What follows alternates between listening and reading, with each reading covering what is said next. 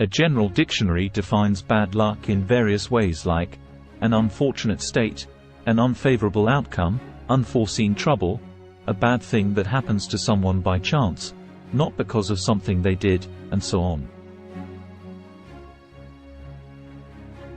Does bad luck exist? Can you prove it? Show it to me. These are the typical questions that you may face in any argument. But the answer to these questions depends on who you ask, the believers or the cynics. The first set of people is its countless believers, including many top celebrities, who strongly believe in it and claim to have experienced mysterious bad luck for years before they could get rid of it.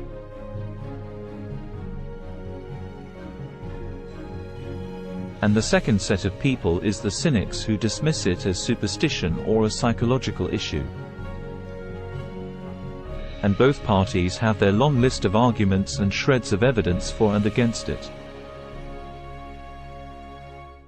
However, regardless of how much one argues, no scientific evidence can be provided for or against bad luck or any supernatural stuff. Just like spirituality, astrology, palmistry, occult, black magic, and other divine stuff that has worked for countless people, bad luck is also a mysterious power that has tormented countless people. Secondly, any person who insists on scientific evidence for everything cannot be convinced. However, just because some people refuse to believe in the illogical or supernatural doesn't mean such things cannot or don't exist in the universe. For example, there are umpteen mysterious things like telepathy, dreams, ESP, hypnotism, death, rebirth, magic, UFOs, the human aura, omens, Ouija boards, occult, life on other planets, superstitions, intuition, ghosts, astrology, palmistry, etc., that science cannot understand or explain even today. But incidents of all those keep happening somewhere to someone on our planet. Secondly, the universe is a mysterious place, and what works for one doesn't work for another even if both try identical methods. For example, astrology has given accurate predictions for several people but failed for many others. So, both sides can debate it for eternity. Similarly, bad luck has been tormenting and terrorizing countless people as you are reading. Also, age and circumstances mold our thinking. For example, countless people who were cynical disbelievers in the supernatural, spirituality, and superstitions when they were young become strong believers in them when they get old. Hence, it's left to the individual to personally dive in, fully experiment with it, and document the results before accepting or rejecting it. Now let us look at how bad luck works or operates in our lives. The various flavors of bad luck that cause deep disappointment and resentment to people worldwide are: 1. Not getting what you desire within the timeframes you want. 2. Someone or something is always preventing you from doing or getting what you want. 3. You experience the wretched snake and ladder effect and fall back to square one again and again. 4. Getting what you desire but only after lots of excruciating pain, time, money, and stress. 5. Getting what you desire but sadly when you are no longer interested in it. For example, if you wanted a luxury car and get it, or can afford them, after you become old and weak, then the joy is gone even though you got the things that you wanted. The golden time would have passed and the desired goodies no longer bring any happiness like they would have had you got it when you were young. 6. Losing the things you desire by inches or immediately after you get them. 7. Consistently face difficulties with the simplest of things. 8. Guaranteed interruption, delay, or roadblock despite planning well. 9 targeted and endless troubles that seem to attack only you. 10 unnecessary financial losses. 11 A fearful perception that everything you try or touch turns to mud, or that the universe is deliberately conspiring against you. 12 You help others, but when you need help there is no one. 13 Plans that should have got finished in weeks or months get delayed by years and decades. 14 Mysterious roadblocks that derail or ruin your important plans exactly on the day or week you had planned to do. That should be enough for now. So, if you, or someone you know, are facing the difficulties that I described earlier, then you are under the grip of bad luck and you need to take appropriate actions to detach from its grip. Now let us look at some methods to avoid, reduce, or eliminate bad luck. Escaping from your bad luck, or say jinx zone, is comparable to how prisoners escape from prison by using clever, cunning, or cruel methods to get their freedom. If you are already stuck inside a jinx zone, then you will need various mild and wild methods to escape from it. But first, you need to identify the sources of bad luck. Bad luck usually comes from 2 main sources. Source 1. These are the various troubles, disappointments, and misfortunes caused by specific persons, like your near and dear ones, like parents, husband, wife, siblings, children, relatives, etc., with whom you deal with or interact on a daily or periodic basis. Source 2. These are the various troubles, disappointments, and misfortunes caused by external people, like co-workers, managers, neighbors, friends, etc., with whom you may have to deal for some important work. To pinpoint the bad luck culprits, use these recognition methods. Do things go bad if they get involved or open their mouth?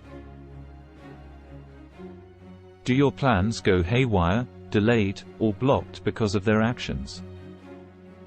Does their presence automatically make you feel uncomfortable, increase your blood pressure, and trigger anxiety? Do they discourage, demotivate, and spoil your mood, plans, and suggestions? Do they reveal confidential information or break promises? Are they unpredictable or dangerous to be associated with? Are they constantly blocking your path, preventing you from going ahead, or refusing to cooperate? Think logically and even illogically if necessary.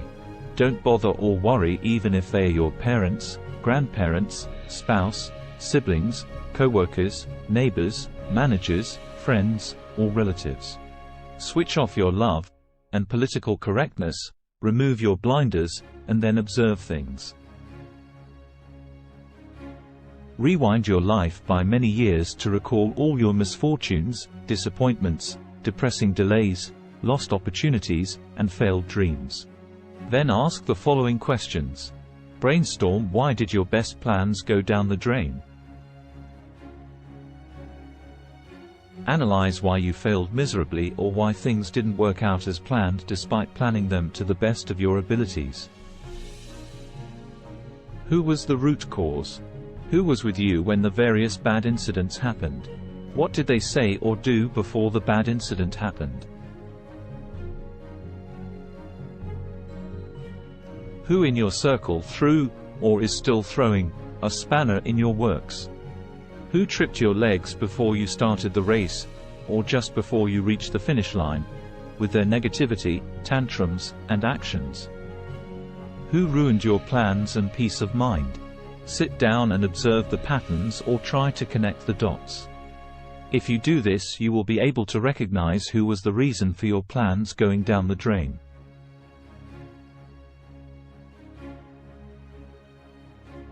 Now let us think of some solutions to avoid, reduce, or eliminate bad luck. Your next step is to start avoiding or eliminating such troublesome people from all your important activities and decisions in the future. Many doctors suggest a change of location, a change of diet, or avoiding certain foods to improve your health.